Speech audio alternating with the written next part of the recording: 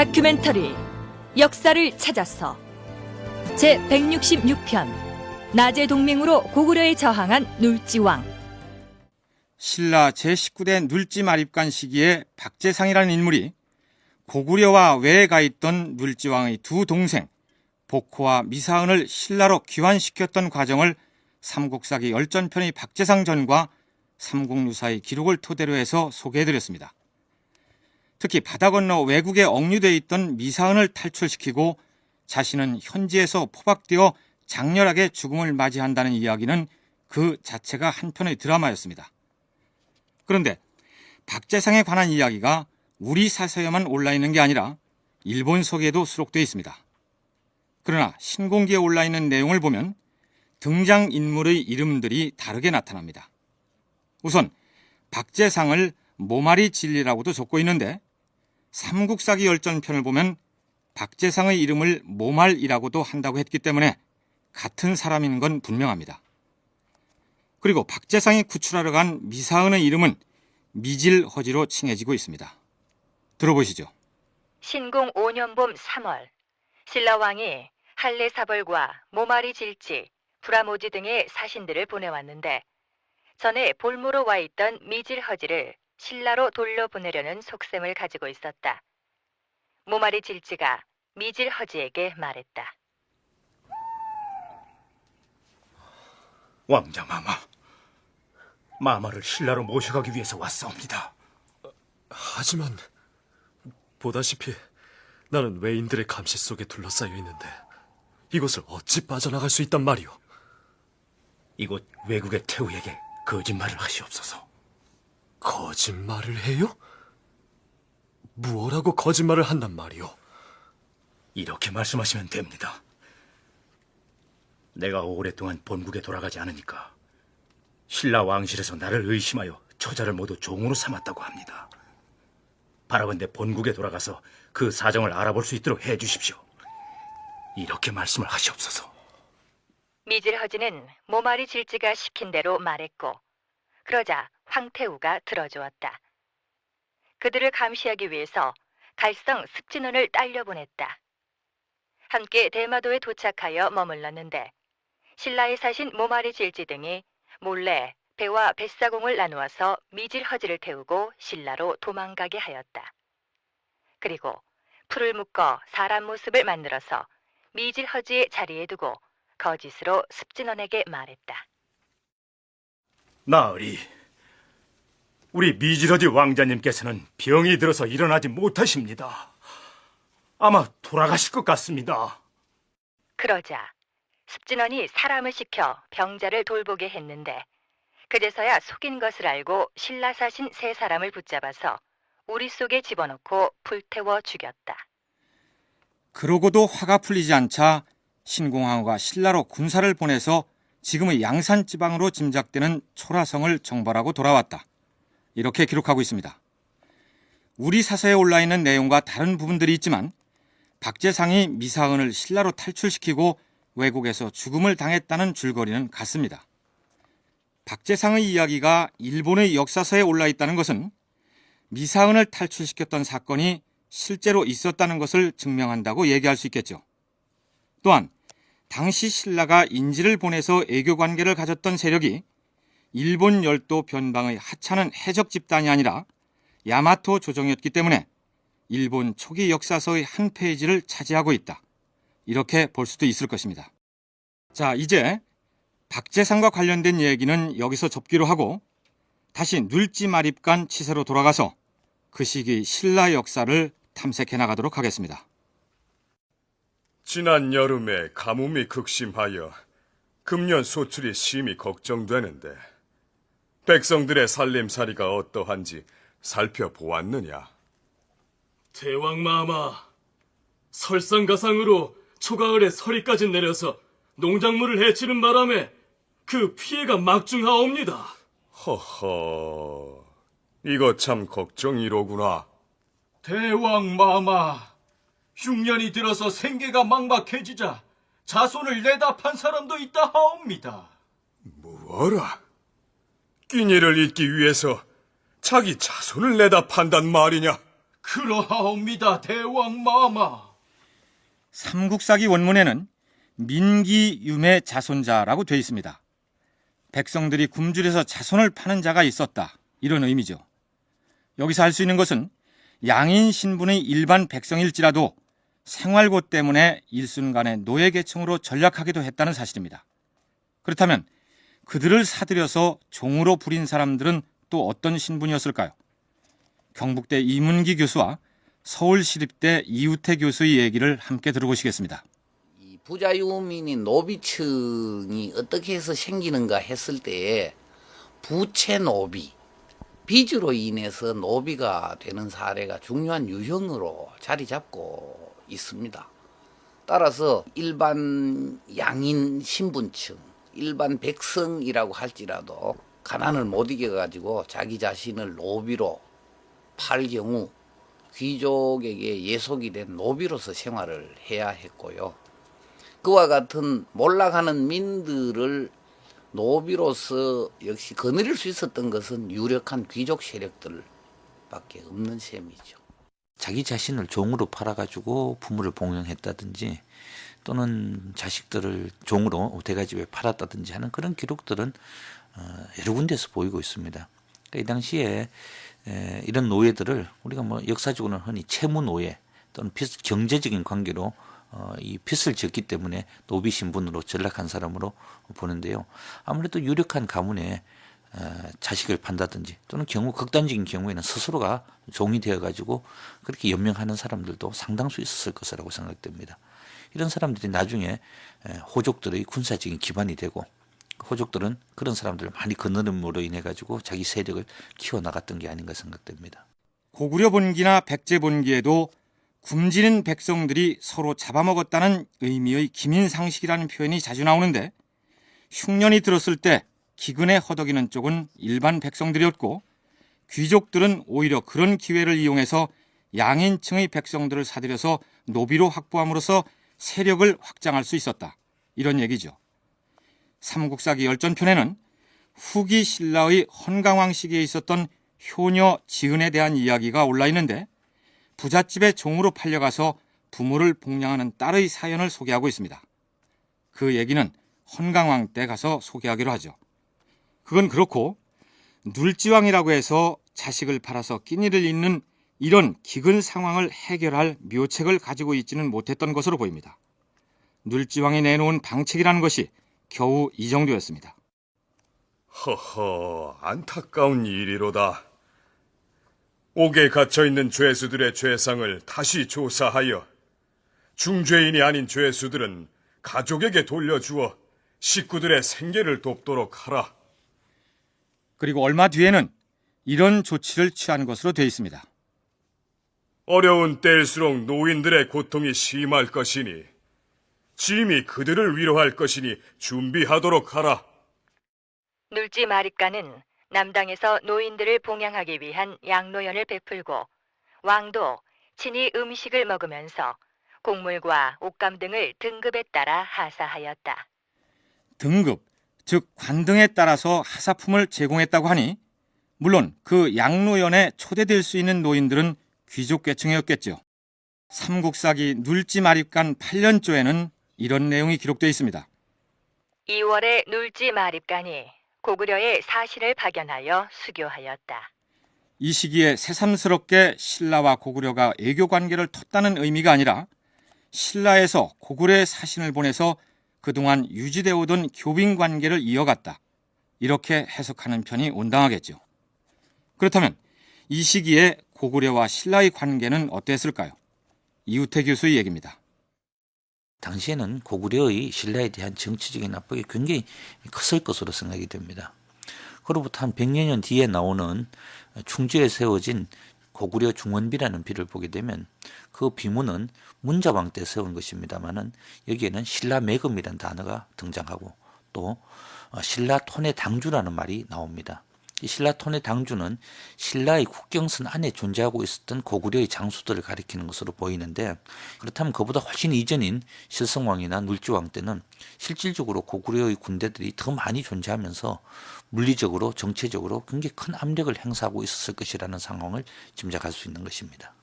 그런데 서기 400년에 있었던 고구려 광개토왕 군사의 남쪽 정벌에 관련된 내용이 삼국사기나 삼국유사 등의 문헌 사료에 전혀 나타나 있지 않은 것처럼 실성 이사금이나 눌지마립간 시기에 신라가 고구려에 예속된 상황이었다는 사실 역시 우리 사서에서는 그 근거를 찾을 수가 없습니다. 그래서 역사가들은 1979년에 충주에서 발견된 중원 고구려벼의 사료적 가치를 중요하게 생각합니다. 이문기 교수의 얘기를 들어볼까요? 고구려와 신라와의 상호 교류 관계는 문헌뿐만 아니고 고고학적인 증거 자료로서도 이미 많이 나오고 있습니다. 그런데 눌지왕 8년에 이 사신을 보내가지고 예빙을 했다라고 되어 있는데 아마 여러 차례의 교류 기사 중에 그 문헌으로 정착된 것으로 보이고요. 이 시기 신라와 고구려의 관계를 상징적으로 보여주는 것으로 대략 중원 고구려비를 드는데요. 중원 고구려의 비문은 중간에 결락된 글자들이 있어서 그 내용을 매끄럽게 소개하기는 어렵습니다. 결손된 부분을 건너뛰면서 단어들을 조합하여 그 일부분을 소개하면 대충 이런 내용입니다. 여기서 고려는 물론 고구려이고 조왕은 장수왕인 것으로 추정되며 신라 매금은 신라의 국왕입니다. 고려의 조왕께서 영을, 신라 매금은 세세토록 형제같이 지내기를 원하여 서로 수천하려고 동으로 왔다.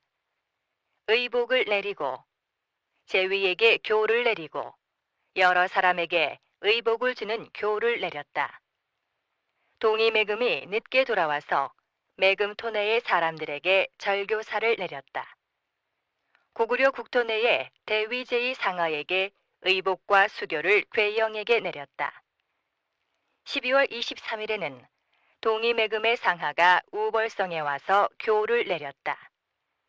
신라 토내당주 하부 바리사자 보노와 게로가 공이 신라 영토 내의 주민을 모았다. 중원 고구려비 전면에 새겨진 비문을 더듬더듬 소개하자면 이상과 같습니다. 이 기록을 통해서 고구려가 신라의 실질적인 종주국이었다는 사실이 드러난다고 학자들은 보고 있습니다.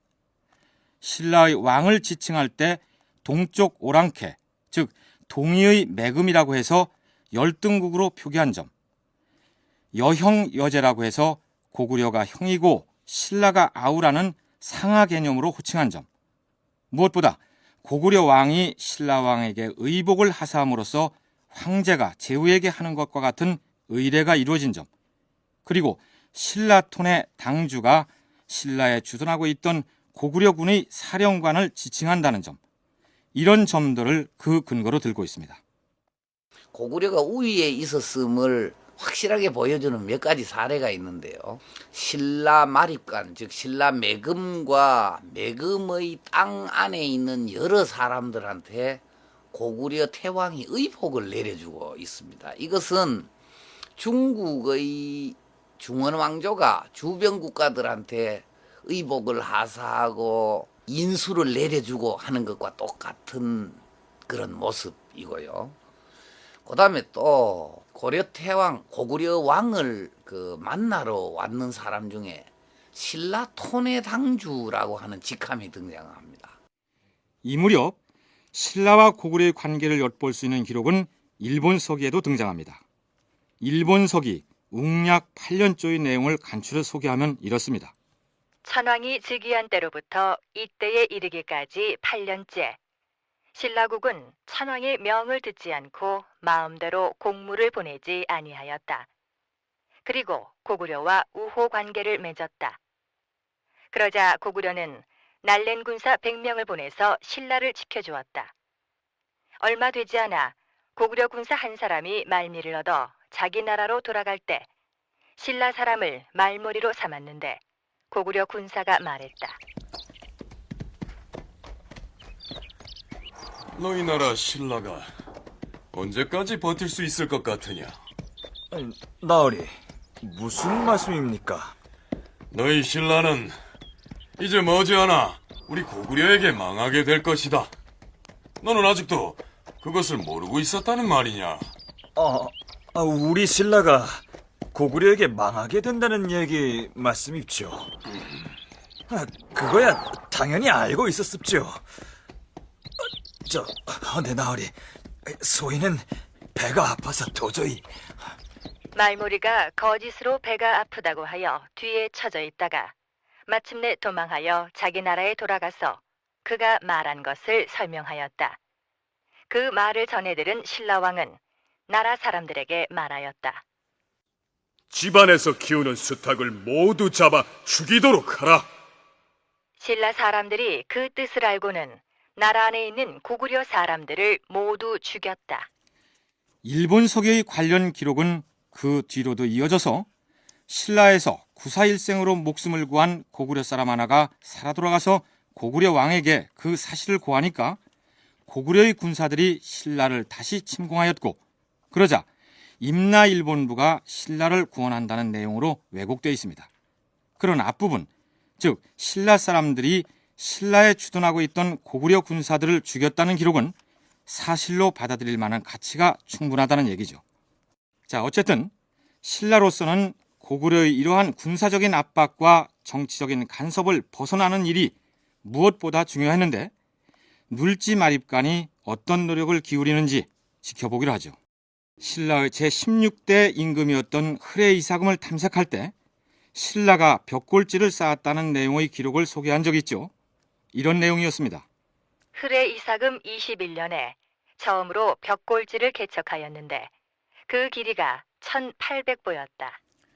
4세기 초에 신라가 전라북도 김제 지역에다 벽골지를 구축했다는 것은 말이 안 되기 때문에 아마도 백제사에 들어가야 할 사료가 잘못 신라에 꿰맞춰진 것 같다. 이런 학자들이 견해를 소개한 바 있습니다. 그런데 100년 남짓 뒤인 서기 429년의 삼국사기 신라본기 기록에는 또 이런 내용이 등장합니다. 눌지마립간 13년에 새로 시제를 쌓았는데 두 개의 길이가 2170보였다. 여기서 제방 이름을 어째서 하필 화살 시자를 써서 시제라고 했는지는 알 수가 없습니다. 어쨌든 제방의 길이가 2000보가 넘는 대규모 저수지를 눌지왕 당시에 만들었다는 얘기죠. 그런데 여기서 잠깐, 고대 국가 시절의 일보, 즉 한 걸음은 요즘 미터법으로 치면 얼마나 될까요? 고대의 도량형에 관한 연구 논문을 발표한 바 있는 이우태 교수의 설명을 들어보기로 하죠. 통일신라 시기 전후로 한 이 시기의 일본은 대개 현재 1.8m 정도였다고 생각되니까 2100보라면 약 한 3km가 훨씬 넘는 긴 대규모의 것이었는데, 과연 이런 대규모의 그 제방 축조 사업이 당시에 가능했을까 하는 것이 조금 의문시 되기도 합니다. 이것은 좀 후대의 기록이 조금 들어가서 후대에 확정된 그런 규모가 아닌가 생각되기도 하지만, 이 당시에 어떤 형태로든 간에 축제 사업이 있었던 것은 사실이 아닌가 여겨집니다.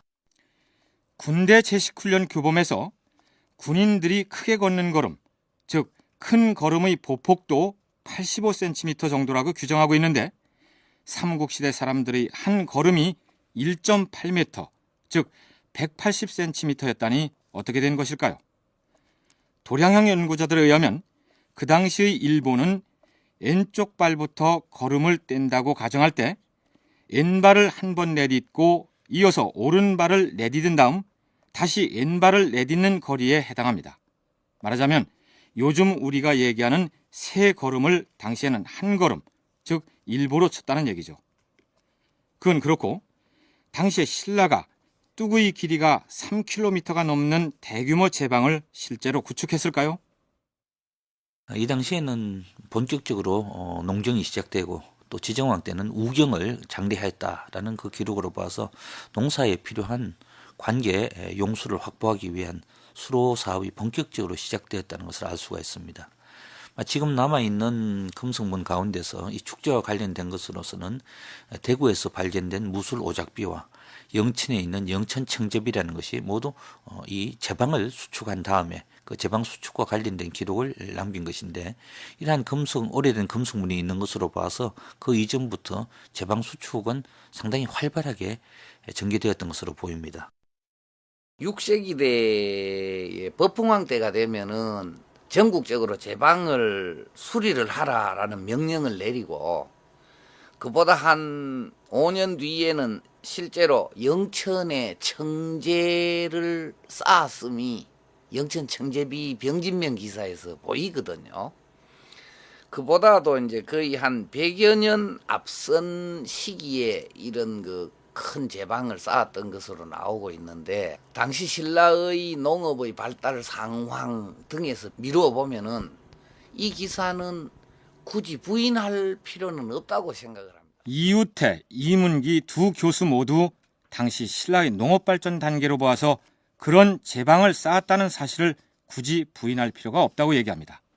아쉬운 것은 거기 나오는 시방이 지금의 어느 저수지를 일컫는지 알 수가 없다는 사실입니다. 어서 용태를 구하라. 어찌 되었느냐? 대왕마마, 최선을 다해 싸우나 결국 소생하지 못하시고 운명하시었사옵니다. 안타까운 일이로구나. 모진 생리별에서 돌아와 혈육의 정을 나누게 되어 마냥 기쁘기만 하더니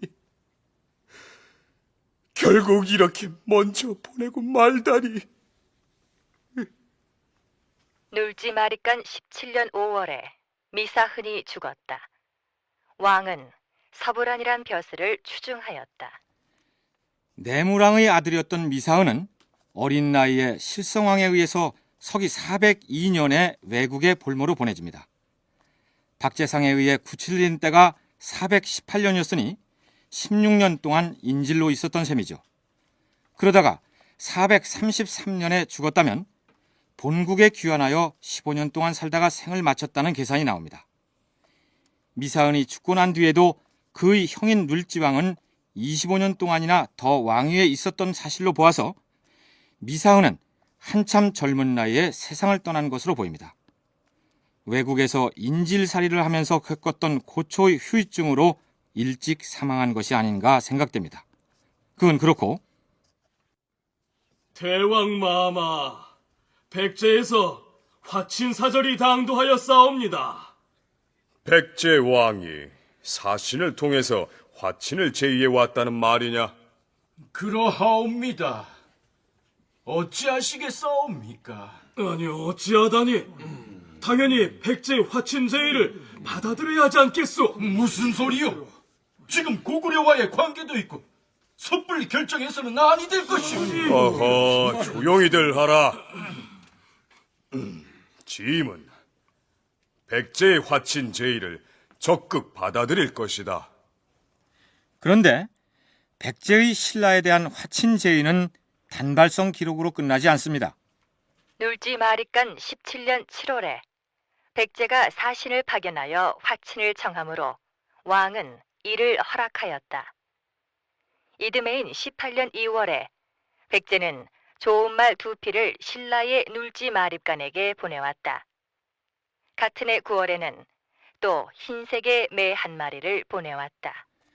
백제가 이처럼 신라에게 적극적으로 화친을 요청한 사례는 이전에는 없던 일이었습니다.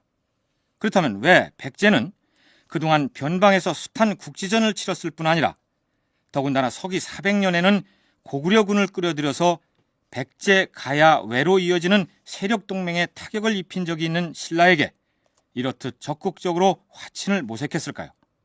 이문기 교수는 백제의 이런 움직임이 고구려의 평양천도와 관련이 깊다고 분석합니다. 427년에 고구려가 평양으로 수도를 남천을 했지요. 평양으로 고구려 수도가 내려오게 되면서 한반도 남부지방에 있는 정치체들은 말 그대로 비상체제로 돌입하게 됩니다.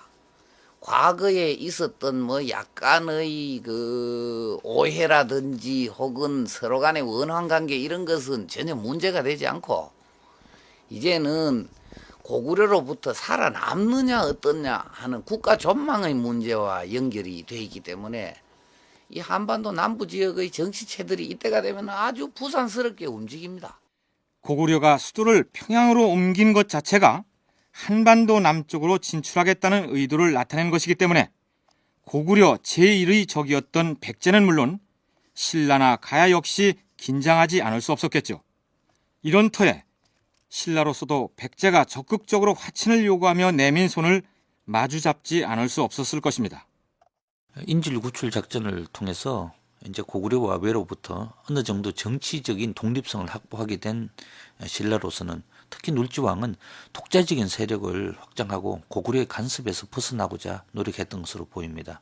그래서 과거 적대 관계에 있었던 백제와 손을 잡고 과거에 신라를 도와줬던 고구려에 대항하려는 그러한 형세가 나타나기 시작하는데, 이것이 이제 눌지왕 17년에 백제가 사신을 보내서 선물을 하니까 또 신라가 여기에 대해서 화답을 했다든지 하는 그런 것으로서 신라와 백제 사이에 고구려에 대항하기 위한 공동전선을 펼치기 위한 일종의 암중모색이 시작되었다고 보이는 것이고. 그런데 이문기 교수는 삼국사기 기록에는 신라가 백제의 화친 제의를 받아들였다고만 기록돼 있으나 이때의 양국 교류는 의례적인 애교 행위에 그친 것이 아니고 신라의 눌지왕과 백제의 비유왕 사이의 군사동맹, 즉 나제동맹이 맺어졌을 것이라고 분석합니다.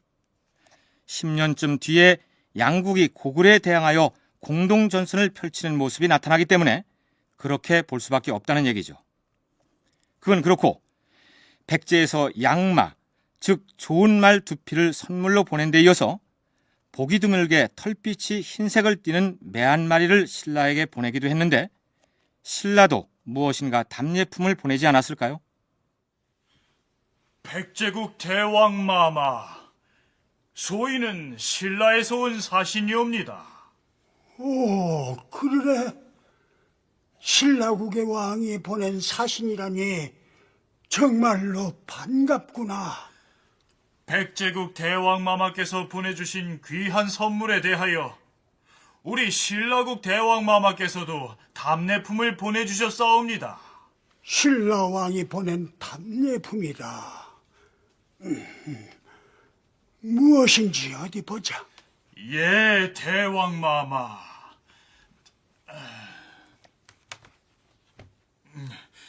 자, 열어보시옵소서.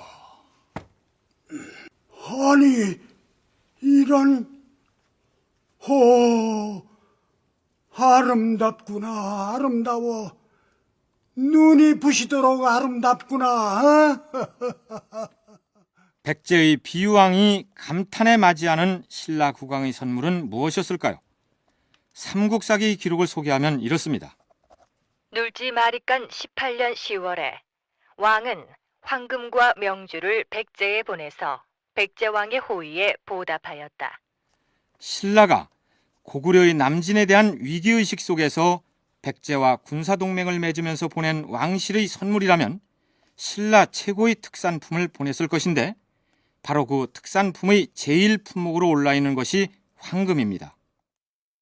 눌지 마리간의 시대는 바로 고고학적으로 말하자면 적성목곽분의 시대입니다. 경주 평야에 지금 큰 산처럼 남아있는 무덤들요. 현재 발굴된 황남대총이나 천마총의 사례에서 보듯이 이 시기 적성목곽분에는 엄청난 양의 황금 제품들이 들어있죠. 황금의 나라라는 별칭을 가지고 있을 정도이니까요. 신라의 금 세공 기술은 국제적으로 그 명성이 자자했기 때문에 아마 이때 백제 왕실에 보낸 황금 역시 정성을 기울여 만든 제품이었겠죠. 황금과 더불어 보낸 것으로 되어 있는 밝을 명자 구슬주자의 명주는 밤에도 빛을 발한다 하여 일명 야광주라고도 불리는데 주술적인 의미를 지닌 위세품이 아닌가 여겨집니다. 어쨌든 신라와 백제는 구원을 청산하고 새롭게 협력체제를 구축한 것입니다. 눌지 마립간 22년 4월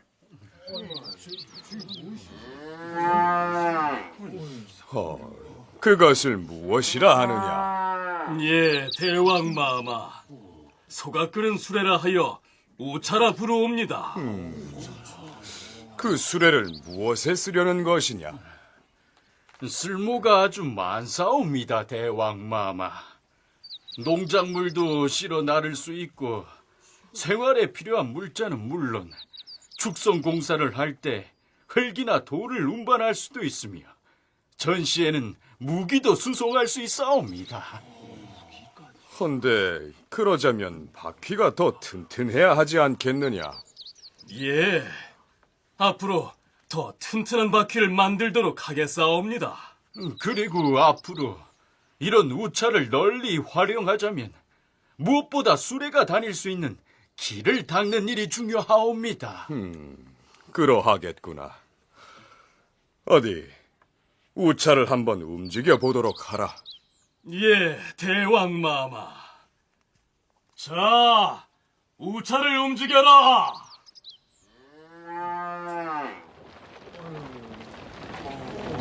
호호. 그거 참 잘 굴러가는구나. 저 우차를 만들어서 사용하는 방법을 백성들에게 두루 가르치도록 하라. 그리고 우차가 다닐 수 있도록 도로를 정비할 것이니 경들은 그 계획을 세워서 올리도록 하라. 예, 대왕마마. 근데 눌지왕 때는 소를 이용한 수레를 사용하는 방법을 가르쳤다는 기록이 보이고 있어서 소가 농사나 수송에 본격적으로 이용이 되었다는 것을 보여주는 자료입니다. 고구려의 경우에는 고분 벽화를 통해서 굉장히 발달한 중국보다도 더 훌륭한 그러한 수레의 모습들을 확인할 수 있고, 또 오희분 같은 데서는 이 수레 바퀴를 만드는 신의 모습이 묘사된 것으로 봐서 이 바퀴를 만들고 수레를 제작하는 데 있어서 뛰어난 기술이 있었음을 알 수 있습니다만은, 신라의 경우에는 이런 교통수단이 언제부터 있었는지 또 어떻게 이용하였는지에 대해서는 별로 알려진 자료가 없습니다. 다만 이 당시에 소를 이용한 수레를 사용했던 기록으로 봐서 수레라는 것이 처음으로 만들어지고 이때부터 본격적으로 이것이 농경과 수송에 이용되었던 것이 아닌가 짐작이 됩니다. 신라에서 수레를 사용했다는 최초의 기록이 바로 앞에서 소개한 눌지마립간 시기에 우마차의 이용법을 백성들에게 가르쳤다는 내용이기 때문에 이때 처음으로 소가 끄는 수레가 도입되어서 사용된 것으로 보인다. 이우태 교수의 분석이 그렇습니다. 그렇다면 쟁기질과 같은 소를 이용하여 농사를 짓는 우경은 언제쯤 시작되었을까요? 이보다 60여 년 뒤인 지증왕 초기에 해당하는 삼국사기 기록에는 이런 내용이 보입니다. 각 주의 군주들에게 농사를 장려하도록 명하고 처음으로 소를 밭갈이 하는데 사용하게 하였다. 기록 그대로 해석하자면 지증왕 때 처음으로 우경을 실시했다는 얘기가 되는데, 학자들 대부분은 이때 처음으로 우경이 도입된 게 아니라 그 이전부터 소를 이용하여 농사를 지어왔는데 이때에 이르러서 국가 차원에서 대대적으로 장려한 것이다, 이렇게 보고 있습니다. 이문기 교수의 얘기입니다. 이 우차의 이용이라고 하는 것은 아마 지금 현재 그 발굴되고 있는 삼국시대 도로 유적을 보더라도 수레 자국들이 많이 나오고 있으니 뭐 소가 끄는 수레라고 봐도 좋을 것 같습니다. 삼국사기에는 지증왕 2년에 비로소 우경이 시작된 것처럼 기록이 되어 있습니다만, 그것은 국가적인 차원에서 우경을 장려했다라는 수준으로 봐야 할 것 같고요. 이 우경의 그 결정적인 고고학적인 증거 자료가 보습의 출토인데, 고구려 지역에서는 이미 3세기나 4세기 무렵에 사용한 것으로 보이는 보습이 출토된 데 반해서 신라 지역에서는 명백한 실물 자료는 발굴되지 않았으나 5세기 중반인 눌지마립간 시기를 기준으로 볼 때 이미 그 이전부터 우경이 이루어지고 있었을 것이다, 이런 분석입니다. 서기 440년에는 또다시 외인의 침공 기록이 나타납니다. 눌지마립간 24년에 외인들이 남쪽 변방에 침입하여 백성들을 약탈해갔다. 6월에 또다시 동쪽 변방으로 침입하였다. 그동안에는 주로 외가 동해안 방면으로 침공했었는데 이 시기에 들어서면서는 남해안 쪽 역시 외의 침공 루트가 된 것으로 나타납니다. 하지만 침입하였다는 내용만 덩그러니 올라있는 것으로 보아서 심각한 피해를 입혔다기보다는 변두리에서 약탈을 하고 곧 돌아간 것이 아닌가 생각됩니다. 외적의 침입과는 다른 내용입니다만 이듬해인 441년에는 다소 엉뚱한 기록이 삼국사기에 나타납니다. 눌지 마립간 25년 2월에 사물현에서 꼬리가 긴 흰 숫광을 바쳐오므로 왕은 크게 기뻐하여 그곳 현리에게 곡식을 하사하였다.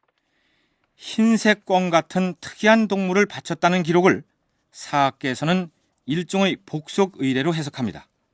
그러니까 사물현의 우두머리가 신라에게 복속하겠다는 충성의 표시를 해왔고 눌지왕은 그 현의 벼슬아치에게 곡식을 내려주었다는 얘기입니다. 그런데 문제는 여기 나오는 사물현이 경상남도 서남단의 사천지방이라는 사실입니다. 학자들의 대체적인 의견은 이 당시에 신라가 거기까지 영향력을 뻗쳤다고 보기는 어렵다는 것입니다.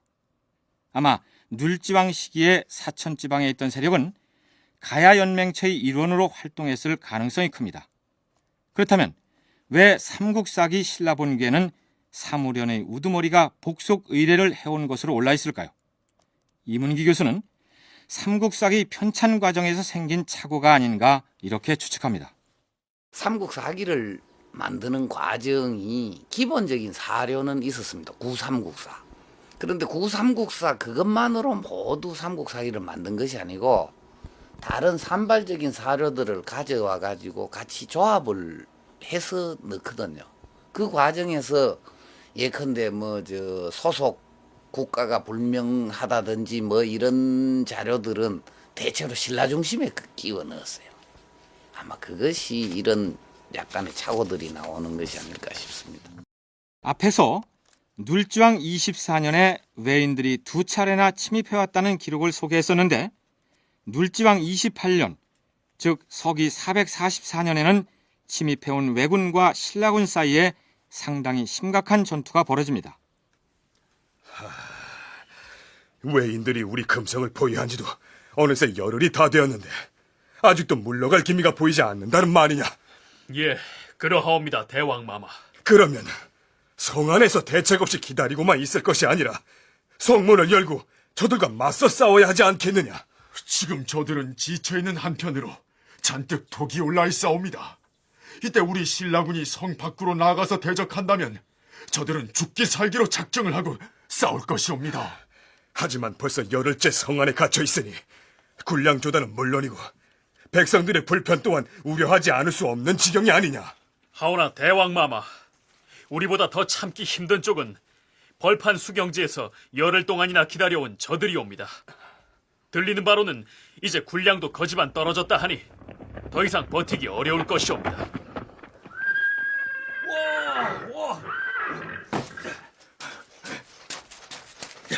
대왕마마, 지금 왜적이 군량이 떨어져서 더 이상 버티기 힘들자 철수를 시작했사옵니다. 그게 정말이냐? 어디 보자.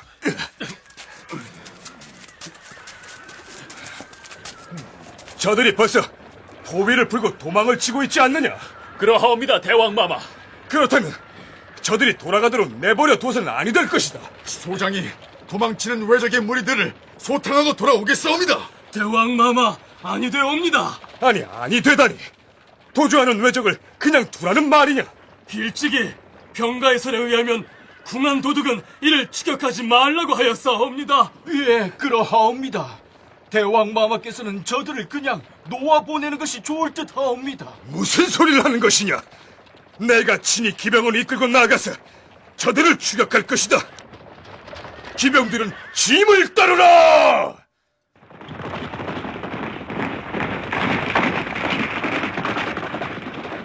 눌지마립간은 신하들의 만류를 뿌리치고 친히 기병 수천을 거느리고 퇴각하던 외인들을 추격하여 지금의 포항 영일지방에 해당하는 독산의 동쪽에서 전투를 벌입니다.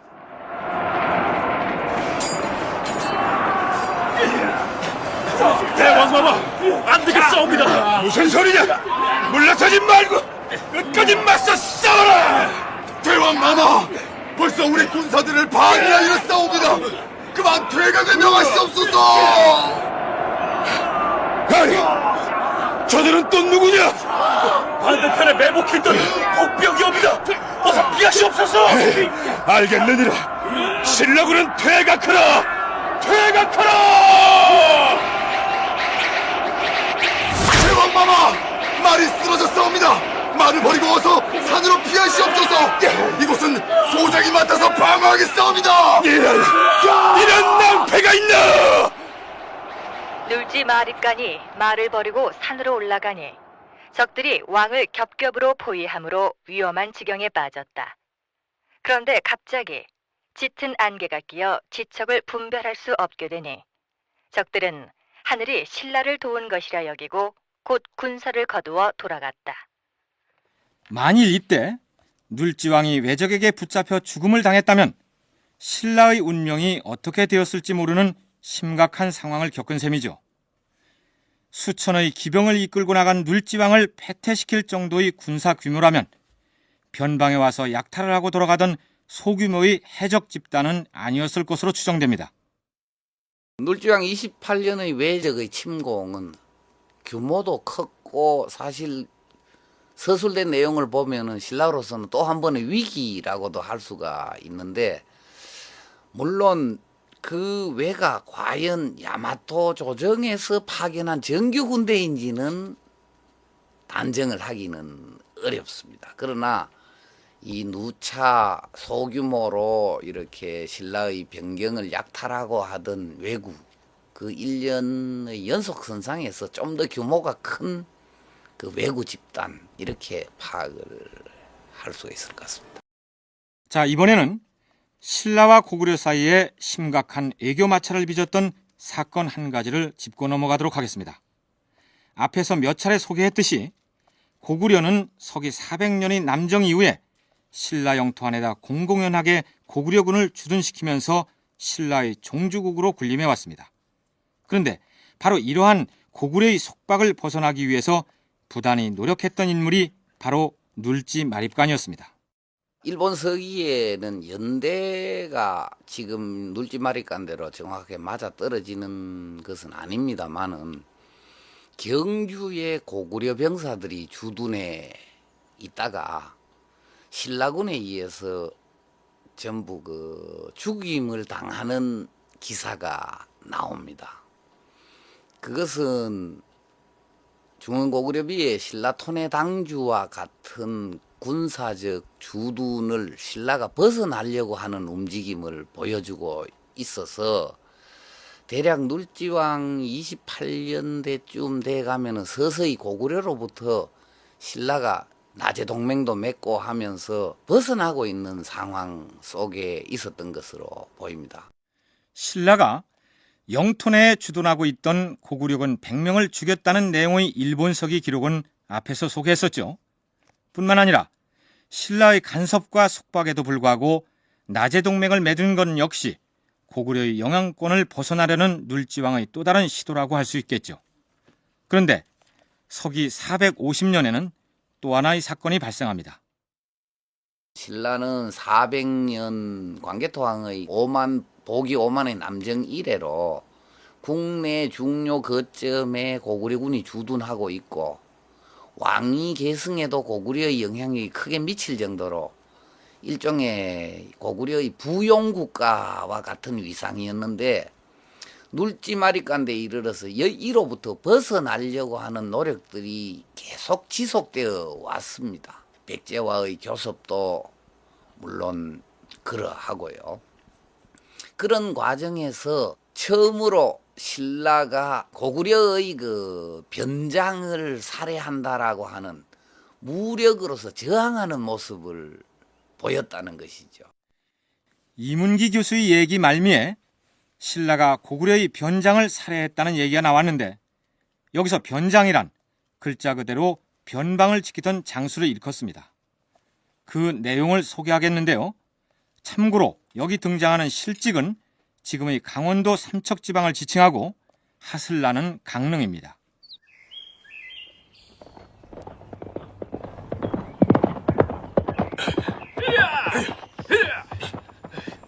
장군, 사슴 2마리가 저쪽으로 도망치고 있습니다.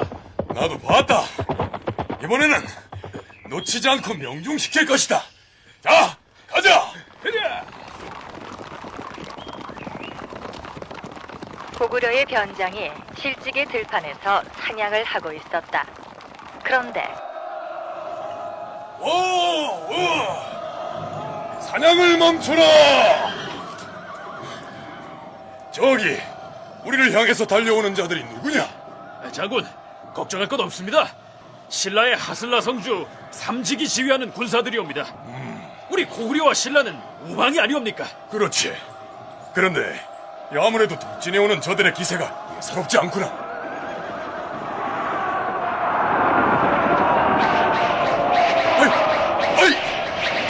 저놈들이 우리한테 화를 쏘고 있지 않느냐? 장군! 장군! 신라의 하슬라 성주 삼직이 군사를 이끌고 고구려 변장을 습격하여 그를 죽여버렸다. 그 소식을 들은 고구려 왕은 크게 노하였다. 뭐라? 신라의 하슬라 성주가 실직 벌판에서 우리의 변장을 습격해서 죽였단 말이냐? 내 이들을 가만히 두지 않을 것이니라. 이어봐라. 짐이 서찰을 써줄 것이니 사신은 말을 달려 이 서찰을 신라 왕에게 갖다 주도록 하라. 그와는 별도로 신라의 만행을 징벌하기 위한 무력 응징을 병행할 것이다. 장군은 군사를 이끌고 신라의 서쪽 변방으로 진격하라. 무엇들 하고 있느냐? 빨리 출동하라!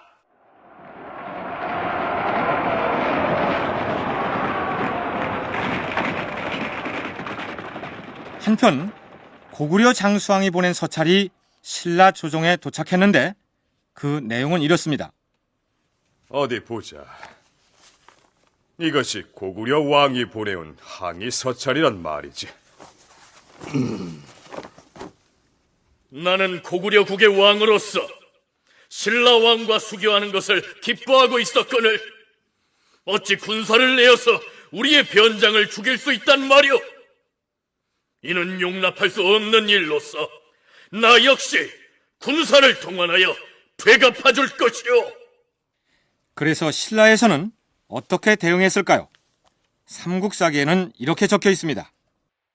고구려 군사가 서쪽 변방으로 침공해 오자 신라 왕이 자신을 낮추어서 그 잘못을 사과하니 고구려는 곧 군사를 돌이켜 물러갔다. 사실은 이후 정교 과정에서 장수왕이 화를 내고 하니까 다시 사과를 하고 했다고 이렇게 기사가 덧붙여 있습니다만은 이후 신라가 고구려에 그렇게 예속되어 있는 모습은 보이지를 않습니다.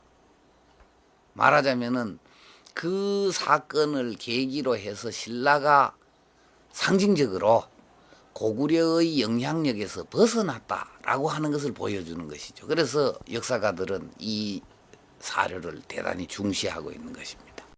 실직에서의 고구려 변장 살해 사건이 일어난 지 4년 뒤인 눌지마립간 38년의 기록을 보면 고구려가 군사를 일으켜 북쪽 변경을 침범하였다. 이런 내용이 등장하는 것으로 보아서 이제 고구려는 더 이상 신라의 보호국이 아니라 그 성격이 적국으로 변한 것처럼 보입니다. 앞에서 삼국사기 눌지마립간 17년과 18년에 신라와 백제가 화친 사절을 주고받고 예물을 교환했다는 내용을 소개하면서 그것이 의례적인 것이 아니라 군사적 동맹관계를 맺었을 가능성이 크다고 얘기했었죠. 눌지마립간 39년의 다음과 같은 기록 때문입니다. 대왕마마, 백제 국왕에 긴급한 서찰을 지참한 사신이 당도하였사옵니다. 이 서찰이옵니다. 백제 국왕이 긴급한 일을 알려왔다. 어디 보자.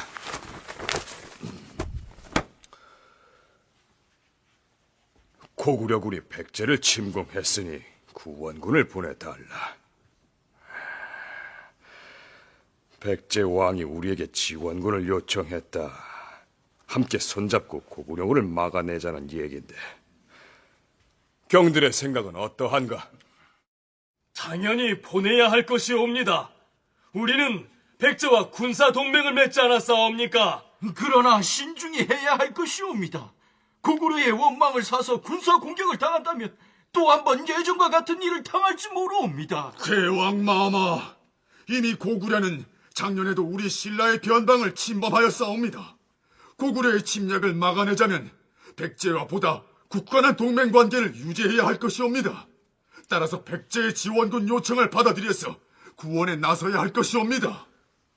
짐의 생각도 그러하다. 백제의 구원군을 보낼 것이니 출동할 부대를 편성하여 짐에게 보고하도록 하라. 그래서 결국 눌지왕은 백제의 지원군을 파견합니다. 이때 백제와 고구려 사이에 벌어졌다는 싸움이 대단한 전투는 아니었던 모양입니다. 삼국사기 백제본기에는 이때의 전쟁에 관련된 기록이 올라있지 않습니다. 그러나 어쨌든 신라와 백제가 고구려의 남침에 대항해서 군사적으로 공동전선을 구축한 첫 사례였다는 점에서 그 의미가 작지 않다고 하겠습니다. 눌지 마립간 41년 2월 큰 바람이 불어서 나무가 뽑혔다. 42년 2월에 지진이 일어나고 금성 남문이 저절로 헐렸다. 8월에 왕이 돌아가셨다.